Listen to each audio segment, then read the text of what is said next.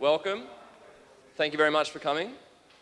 We are hosted this year, obviously, in Bologna, and Davide has done a lot of work to help put this together. We hope it will be as successful as previous years. I think we've had our biggest registration so far as well, which is pretty cool. Yeah, so organizational things. Oh yeah, unfortunately, there's something up with the Wi-Fi, or getting authorization to have everyone have Wi-Fi didn't go through. So unfortunately, there is no Wi-Fi in here, unless you've got EDU roam, which works. But I hope you've all got good roaming agreements with your with your cell phone providers. What else? Nothing. Yeah. Oh yeah. Okay. So with the catering and everything, cafeteria downstairs on the bottom floor is where you'll get all your food and coffee today. Tomorrow we'll have catering set up out here, I think. Yeah, if you have any questions, just shout. Come and find one of us and ask. Yeah. Oh yeah, so we're also asking for money from everyone this year too. We'll set up a donations box. I think Philip's just to cover the various costs. Yeah, more people signed up than we were expecting. Always a good thing, yeah. So I think Davide was going to give us a bit of a background to... Yeah, I prepared a short presentation about the history of the ORCONF and the city and the group. So I will let Olof start with a brief overview of the history of the Open Risk Conference, ORCONF. Yes, so in about 2012, we were a bunch of developers doing work mostly on open risk, and we realized that we have no idea what the other people look like, and we have no idea what everyone is doing, except for what we chatted about. So we decided to have a meeting for the closest community, and we thought it was a great success and it was a lot of fun, so we decided to do it again the next year. So the first year we had 20 visitors and we had 10 talks as an annual open risk conference. And next year we decided to host it in Cambridge instead. And suddenly there were people outside from our core group who came, like Davide and his team. We also had people from Cambridge doing talks about things that were not open risk. We were a bit surprised that people would even find us, because we thought we were under the radar. So we decided this was fun, we'd do it again. So this time we went to Munich. We now had 40 people coming, and this was also where we had the first ever low-risk presentation. We had the people doing the RISC-V processor coming, and we had a lot of different open source silicon projects going. So why not do it again? So we did it in Geneva at CERN next year, because they have also a strong following of open source hardware. And we now have grown to about 100 people. We extended it to 3 days. And we were very happy with this, and now we feel that this is a good thing. So, and yes, we kept the name ORCONF. It's not the Open Risk Conference, but we still have the domain name, so we try to retrofit a new name, like the Open RTL Conference or Olof's Rock and Roll Conference or something like that.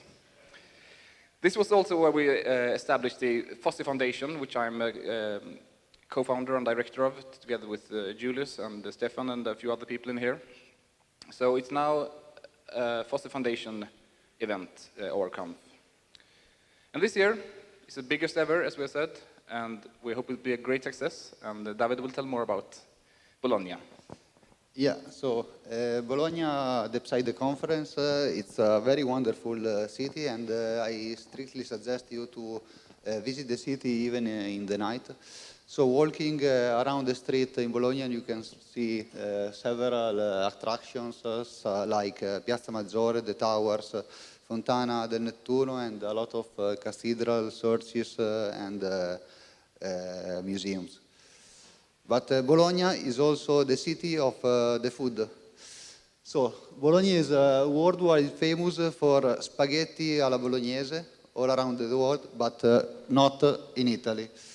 So spaghetti alla bolognese doesn't actually exist. But I can advise you to go to a good restaurant tonight to try the specialty of Bologna, like tagliatelle al ragù, tortelloni, burre salvia, that we are going to have also on Saturday evening at the dinner. But also tortellini in brodo, crescentine, or lasagne alla bolognese. So the University of Bologna is known to be as the oldest university in the Western world, and it was born in 1088. So it includes the main university in Bologna, but other campuses in Ravenna, Forlì, Cesena, and Rimini, which is all around the Emilia-Romagna region, which is this region. It has a lot of students, and it is structured in 11 schools and 33 departments, which includes also electrical, electronic, and information engineering, which is the department I am affiliated with, and also industrial engineering and computer science and engineering that are also linked to the activities of this conference. Within the department, our lab is embedded, energy efficient embedded system lab. The reason why I'm here presenting the conference and hosting the conference is our relationship with the open source world, which comes from our Pulp platform we started working on 4 years ago, when we joined the first time the OpenRISC conference, and I will provide more details and present the platform tomorrow.